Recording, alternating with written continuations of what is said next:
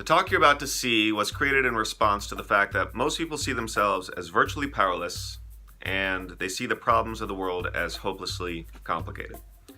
I'd like you to flip your thinking such that you start to see yourself as powerful and that you start to see the world's problems as surprisingly simple to solve.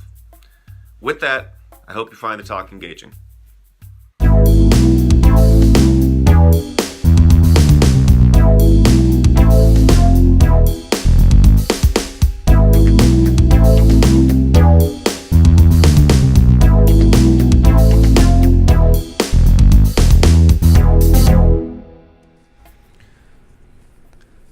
So, nobody else got the memo about the ugly sweater and the visor today? Is it just me? Okay. It's typical I'm the only one that gets these memos. Was it you? Who played this dirty trick on me? Okay. Well, I'm going to put this on backwards just so I can see a little bit better. Look good? Looks good. Okay. So, know thyself. Those are the words of the day. That's what this speech is really about. Those are the words that are stamped upon the Temple of Apollo at Delphi. It was in Greece, right? These words might seem a little cliche, but there is no antidote to healing the world other than self-knowledge. It may seem otherwise. It may seem that problems are too overwhelming and too distant to be healed by such a simple thing, but I assure you there is no other way. The purpose of this speech is to make it clear what self-knowledge is and why it is important and why it is the only way. So the first question we'll ask is simply, what is self-knowledge? And there is no set definition to this, but I'm going to explain a little bit about what it is. It's not a murky concept. I like to bring everything into clarity. And I will elaborate on 7 different aspects of self-knowledge right now. The first one is knowing who you really are. And that's completely dependent on the second one, which is knowing what you were created by. What were you created by? God, right? Okay. Now, in terms of the word God, we usually use that, but we don't define it, we don't understand it, we don't know what it means. So I'm just going to offer you a quick practical definition. Not an ultimate definition, but a practical definition of God, which is the synergy of souls. Everybody know what synergy means? When you come together, it's like multiplication instead of addition. You come together and you form more energy by your coming together. Okay, so I'm going to give you that definition now, but that is part of knowing yourself as well, is knowing what created you. The third one is knowing who others are as well. Obviously, if you go through the process of self-knowledge, you're going to be able to see, in contrast to where you are now, who you were before, and you'll be able to gauge that in other people too, to a certain degree. That being said, there's no judgment about where people are as long as people are honest and real. As long as you're not trying to be too ambitious, not trying to prove yourself too much, wherever you are is okay. There's perfect compassion as long as you're being honest and real. There's no judgment. The fourth one is knowing what the world is. Now, I know it's an unpopular thing to say what the world is, that it is an abomination, but I define it quite simply by the fact that if one person is screaming for help right now, which there certainly is in this moment, then the entire thing is invalidated by that alone. And obviously there's much more than that. I've explained that before. I've gone into some of those statistics. This place is basically a sham. And it's not a place to get sentimental about skeletons with lipstick on. This is serious business here. The fifth aspect is knowing where you belong. So you belong in heaven. That's your proper home. And heaven is not a place that's necessarily in relation to this as much as it is the true reality, the ultimate reality. And basically what we're experiencing here is a hallucination. That's basically what this is, because God simply would not allow any one of you to suffer. That's what a loving God would do, just the same that you would not allow your kids to willingly suffer as well. And the whole idea of no pain, no gain, that's an aphorism that we can drop pretty soon. Anybody okay with that? I'd be okay with that. I think there is a way to learn. I know there's a way to learn that's not so damn painful. 6 is knowing the power of relationships. And herein lies the solution, really. Herein lies the solution that I'm offering to the woes of the world. And it's helpful to think about how children are created, obviously a man and a woman come together. You could think of like two bottom corners of a triangle or pyramid, and you come together, and the synergy is the result of you coming together in not necessarily perfect love in this world, but it's exemplary of what happens when beings come together and unite in a certain way. So the foundation for the healing of the world is in the way people relate to one another, which is another aspect of self-knowledge. So it's knowing that relationships are really the most important thing in our lives. I'll let you research that on your own, but there's a big Harvard study that went into this in detail about how important relationships were, by far the most important thing of anything. I think it was an 80-year study perhaps. Don't quote me on that. There is no other way than relationships to heal the world. The seventh aspect of self-knowledge is knowing your purpose and then taking action. So knowing where you are and where you belong leads you to only one course of action, and that's returning home. Knowing God means He would have you back without delay and would provide you the means as well. Just same as if you knew where your children were, if they were out in the woods in the freezing cold, you would not make any delays getting them back to you. And you'd provide them the means if you could as well. So He has done the same thing for us. We need to have conviction in that.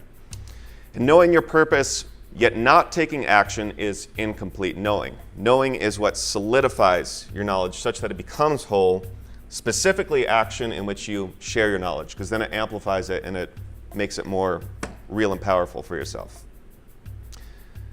The people that I find the most reprehensible are the talkers who always talk about other people being the problem when they themselves don't lift a finger any time it involves pushing their comfort zone a little bit. So this really involves us looking at ourselves, not saying people, because when we talk about the problems of the world, we're oftentimes talking about, well, people. What people? How about you? Are you perfect yet? Have you committed to perfecting yourself and seeing all of the flaws and the way that you're contributing to the madness? You have to do that first, prior to pointing the finger at other people. Eventually, when you've done that for long enough, you are able to see in other people enough so that you can offer gentle corrections. Notice I said gentle. Try to be gentle about it when people do need to be corrected. The evidence of self-knowledge is a synergy people have together. There's that word again, synergy. When you combine your energy, it's amplified and you notice it. It's not competitiveness. Competitiveness has nothing to do with self-knowledge. Aside from a little friendly competition, competitiveness is a sure sign of lack of self-knowledge because it means you don't really understand relationships.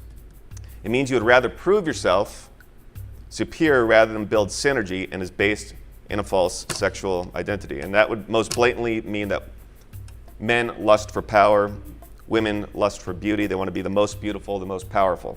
And that's unwitting. I'll say it here. It's basically you being an unwitting servant of your nether region if you're coming from such a place. And we need to not be so base in who we are and how we relate to others. The self-knowledge is sorely lacking in almost all spiritual teachers. And I'll be talking about them in a future speech, but I don't have time to go into that now. But that's why we're in this mess right now, because most of our spiritual teachers don't know what the hell they're doing. It's a blind leading the blind. Deep self-knowledge makes one into a practical visionary.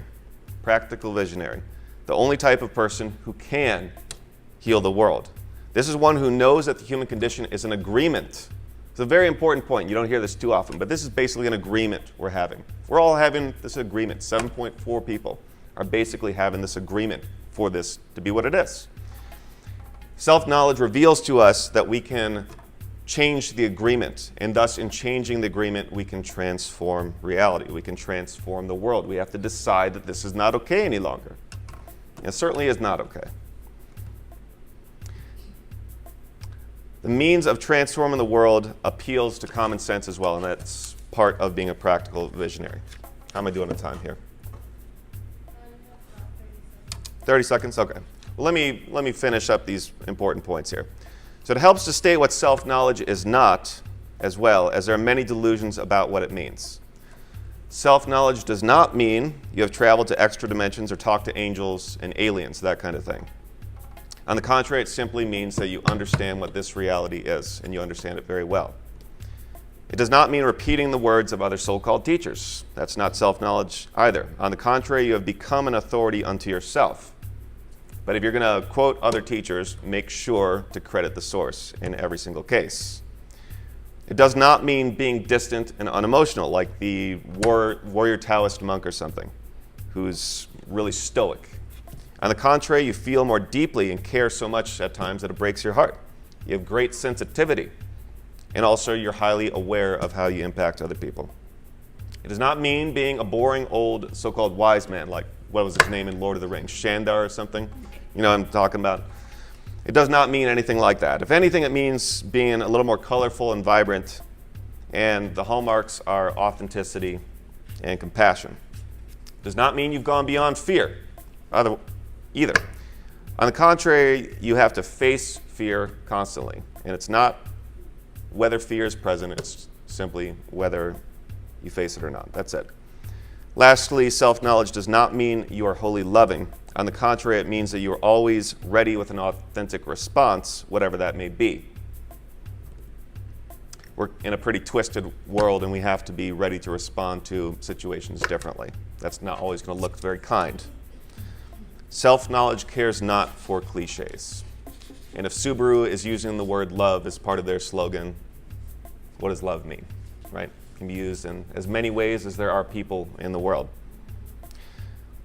To further illustrate self-knowledge, I want to share with you one concept real quick, and this is negative intelligence.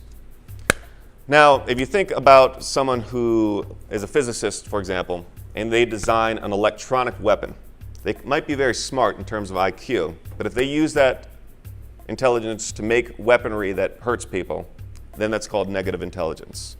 And that has no part of self-knowledge. In other words, if you use your intelligence negatively, you're stupider than a tarantula. And this is, I think, a pretty good point to make, because usually we define intelligence in terms of IQ, so it's all this way. But negative intelligence would be meaning that you're using your intelligence to harm other people, harm the world. So you could be stupider than a rock, even. And this is an interesting point to bring up, but the thing about self-knowledge is it's always going to be used for the benefit of other people, never negative intelligence. So let's conclude here. The reason self-knowledge is the only thing that could possibly save the world is that it allows one to see the problem in terms such that it can be solved, and also makes one into an active participant. Without self-knowledge, you see problems such as war, environmental degradation, poverty, the healthcare crisis, and so on, as things that need to be tackled head-on while bypassing the most important thing, mistakenly believing that these things are problems out there when you still have not cleaned up your own mess. We all really, truly do need to start with ourselves, but you as an isolated entity can do nothing. And that's why relationships are so important. You know, if we talk about God being the synergy of souls, obviously it takes two. It takes many more than two. But it starts with two. Once you truly do know yourself, you understand yourself to be akin to a spark that can set an entire forest on fire. The spark needs another to become a flame, and the flame needs many others to become a small fire. The small fire needs many more to light the surrounding brush and logs on fire, and yet many more to light the entire forest on fire. Now, I know this is a displeasing analogy probably to people out west where there have been a lot of fires, a lot of devastation caused by these fires, but it is the best metaphor I can give you about how this can happen. If you imagine a fire getting out of control in a good way, like the light of heaven coming into each of us and burning away all of our falsity and everything that stands in between us. Lastly, self-knowledge provides us with the conviction that we can do this and we can do this quickly. Because this is an agreement, the agreement can change, and we can decide that this is not good enough, and we can decide once and for all that we're not going to deal with a world that is so substandard that it's not worthy for a bunch of barn pigs to live in. That's all. Thank you.